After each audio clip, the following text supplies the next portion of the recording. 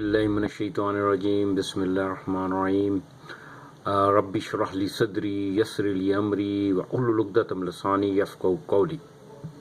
رب ادخلنی مدخل صدق واخرجنی مخرج صدق واجعل لی من لدنک سلطانا نصیرا وقل جاء الحق وزهق الباطل ان الباطل کان زہوقا صدق اللہ العظیم۔ آج میں آپ سے قرآن کی ایک بڑی اہم آیت ہے، چھوٹی سی آیت ہے اور بڑا گہرا مضمون لیتی، اور ہمارے اگر قوم کی زوال کو جانچنا چاہیں تو اس آیت میں اس کا سارا وجہ موجود ہے۔ یہ سورہ یونس کی آیت نمبر 100 ہے، اس میں اللہ سبحانہ وتعالیٰ ارشاد فرماتے ہیں کہ وَيَجْعَلُ الرِّجْسَ عَلَى الَّذِينَ لَا يَعْقِلُونَ، اور ہم اس قوم، ان افراد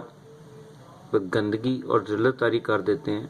جو عقل سے کام نہیں لیتے، جو سوچتے نہیں ہیں، جو غور نہیں کرتے۔ آج اگر ہم اپنی امت کا حال دیکھیں اور ہم جاننا چاہیں کہ ہمارے زوال کی وجہ کیا ہے، تو اس کی بنیادی وجہ یہی ہے کہ ہم بغیر سوچے سمجھے چیزوں کو فالو کرتے ہیں، جبکہ اللہ ایک جگہ قرآن میں یہ بھی ارشاد فرماتے ہیں کہ جو اندھے بہروں کی طرح زندگی گزارتے ہیں اللہ ان پر لعنت بھیجتا ہے۔ تو چنانچہ ہم جب تک عقل کو اپنی زندگی میں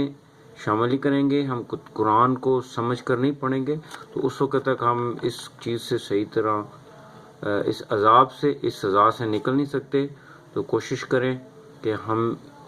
قرآن کو سمجھ کر پڑھیں۔ وما علینا البلاغ۔